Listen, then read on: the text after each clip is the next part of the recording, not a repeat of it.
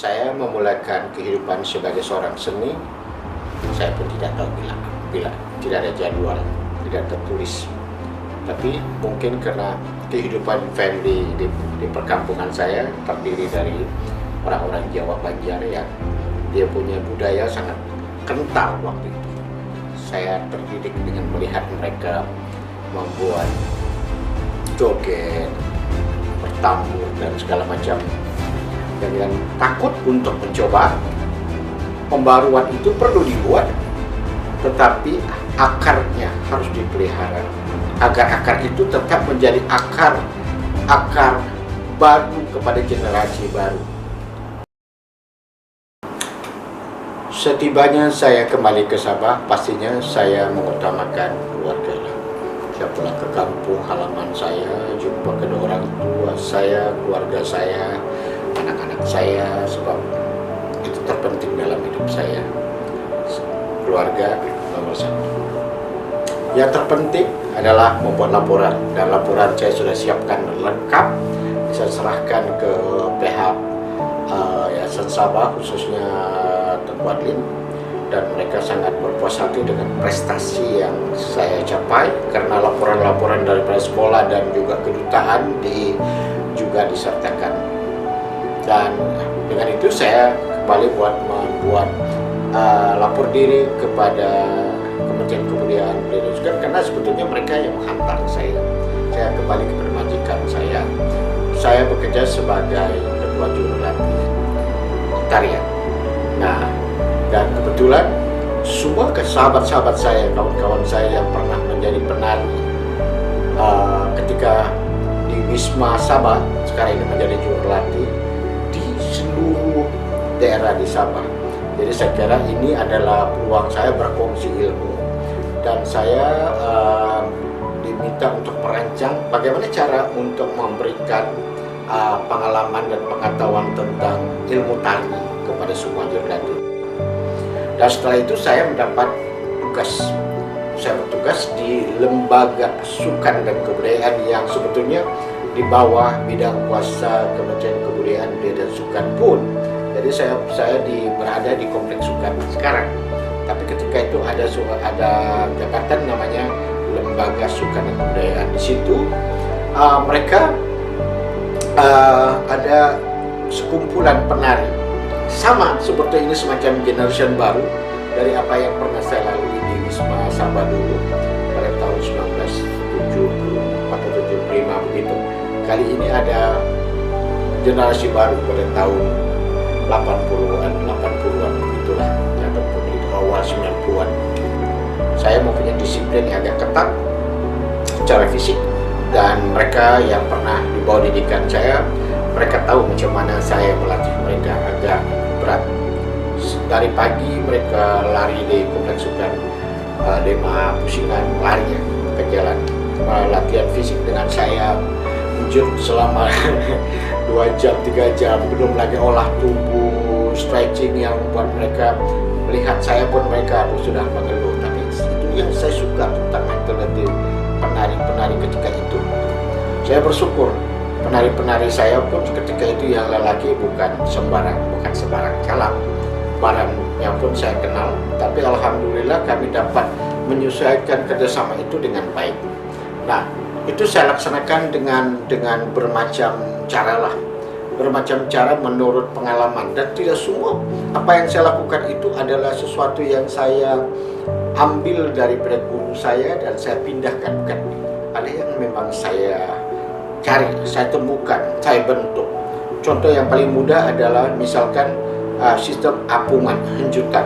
Itu saya buat kajian sendiri tentang bagaimana bentuk-bentuk kualiti gerak tari yang ada di Sabah, Sarawak, Kalimantan. Kebanyakan itu. Jadi saya menumpukan kepada apungan gerakan yang saya variasikan di dalam suatu bentuk-bentuk yang berbagai, termasuk gerak-gerak contemporary yang saya kuasai.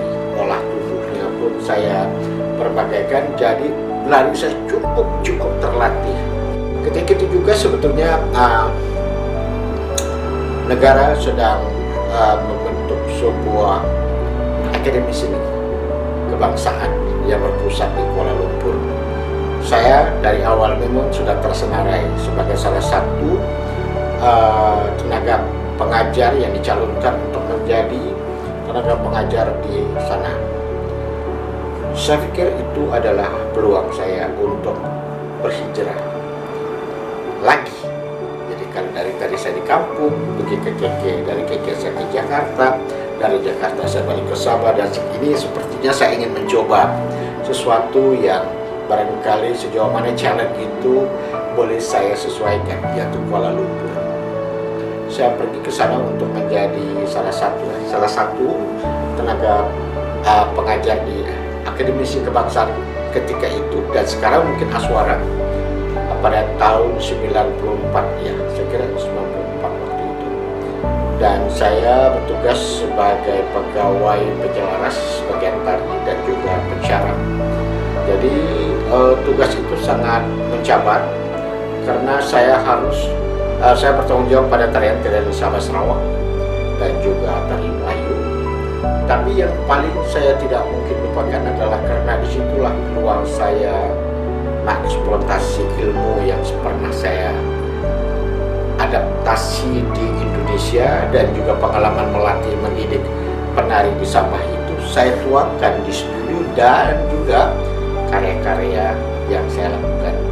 Jadi karya-karya saya setelah menjelajah banyak, ke awalnya pergi Korea, pergi ke Hong Kong, gitu, ke Belanda banyak lah. Sebelum itu pun saya waktu di Sabah pun pernah traveling, boleh dikatakan ke Prancis, ke London dan Switzerland.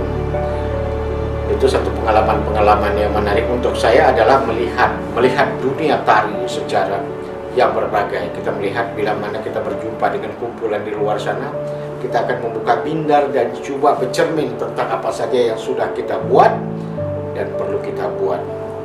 Jadi saya pikir daripada sekian lamanya, mungkin sekitar 12 tahun saya mengajar di sana, saya mendapat tawaran lagi saya berhijrah ke bangunan tertinggi di dunia, Twin Tower, KLCC. Saya kerja dengan jabatan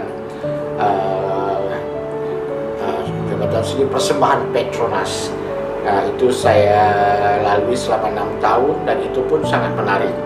Sebab saya belajar banyak, setiap tempat saya melihat apa dia punya benang merah. Mungkin setelah itu saya kembali lagi bertugas di Aswara. Itu yang menarik, saya keluar masuk di Aswara, mengajar selama mungkin sekitar 2-3 tahun sebelum saya mendapat tawaran di Universitas Sabah. Dan saya pikir masa untuk saya kembali ke dimana saya berasal, bukan ingin menjadi siapa-siapa, barangkali sama konsepnya, ingin berkongsi ilmu dari ada. Mungkin saya punya pikiran mudah saja, sebelum saya berada di kursi roda, tidak boleh pura-pura apa-apa. Mungkin waktunya saya pulang ke Sabah, buat sesuatu, dan saya tidak tahu apa yang boleh saya lakukan dengan pengalaman dan pengetahuan saya dengan UMS. Saya hanya memberikan harapan kosong dalam diri saya, pulang ke Sabah dan bekerja sesuai dengan alam baru di Universitas Indonesia.